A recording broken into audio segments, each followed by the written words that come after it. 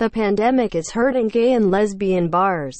The consequences for the community could be devastating. Alexei Minko's bar is so much more than just a place to get a drink. When he opened the Alibi Lounge in 2016, it quickly became a permanent fixture for LGBTQ life in Harlem. Not only is it the first LGBTQ bar in the neighborhood, but Minko is one of just a few black gay bar owners in the entire tri-state area. And it has remained open almost every day since it opened. But like other small businesses across the United States, Minko's bar was hit hard by the pandemic. He's had to shut the bar for months, and even had to get rid of its food menu at one point, a significant cut into profits based on state quarantine orders. And though the Alibi Lounge has reopened, it's operating on reduced hours and with only 25% capacity indoors. Our revenue's gone down, Minko told CNN.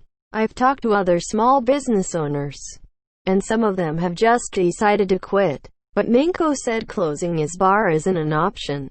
He said the Alibi means a lot to the LGBTQ community in his neighborhood, and he's committed to making sure it can survive the pandemic. A GoFundMe to help keep the bar afloat has already raised more than $169,000, and it's received additional funding, and been recognized nationally by the Human Rights Campaign. But that still doesn't mean it's all been smooth sailing. The honest truth is that there's a lot of that added pressure, Minko said. The Alibi is like a beacon of hope, and if I close it, then where do the LGBTQ people in my community go? It's heartbreaking. Why these bars hold such importance. Part of the reason that closing bars like Minko's is so troubling is that gay and lesbian bars have held particular importance in LGBTQ history. And still do. They were often used for organizing and activist events. When churches didn't want to host LGBTQ people, they would congregate for mass and worship at these bars. We often forget that even same-sex dancing was illegal up until the 60s or 70s. Eric Gonzaga, an American Studies professor at California State University at Fullerton, told CNN. These were once the only places where so-called immoral content was allowed. Even now, the importance of such bars as safe spaces for a community that often finds the outside world unwelcoming and hostile can't be overstated. These gay bars have always served as central spaces for LGBTQ people, Gonzaga said.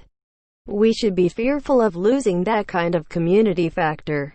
The number of gay bars is already falling. Gonzaga, who has been studying gay nightlife for an upcoming book, said gay and lesbian bars reached their peak during the period between World War II and the 1970s. As gay neighborhoods popped up around the United States, so did the demand for the bars as safe spaces. A study published last December found there were more than 1,500 gay bars in the United States throughout the 1980s, but that number is closer to 1,000 today. Business listings for gay bars dropped 36.6% between 2007 and 2019 alone. And the numbers are worse for gay bars that predominantly serve women or people of color. Over half of those listings dropped in the same time period, according to the study. Things were already harder because these bars catered to a population that made less money. Gregor Mattson, a sociology professor at Oberlin College and author of the study, told CNN. Normally, these bars might spring back or others will reopen. But with the pandemic, that's not the absolute, whole truth anymore. Japonica Brown Saracino, a sociology professor at Boston University, said she isn't surprised by the findings, particularly when it comes to bars that cater predominantly to lesbian or transgender patrons. Lesbian bars have always struggled historically, she told CNN. On average, women make less money than men.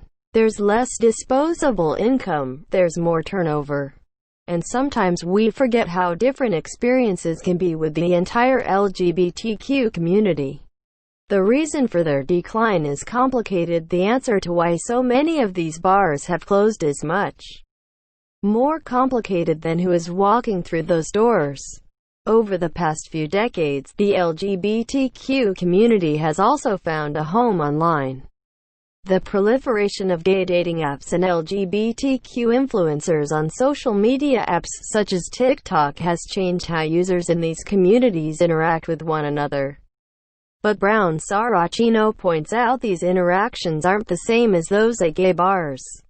I don't think they're equivalent, although these apps can bring connection through queer attachment, she said.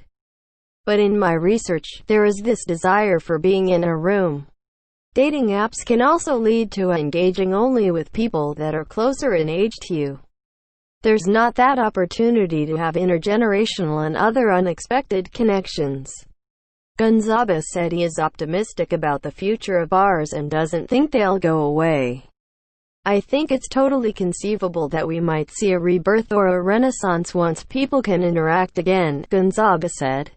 As for Mingo, he said he's excited to see more representation in Harlem.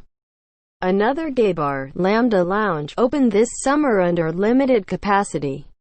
It's the second black-owned gay bar in the city, and another safe space in Harlem.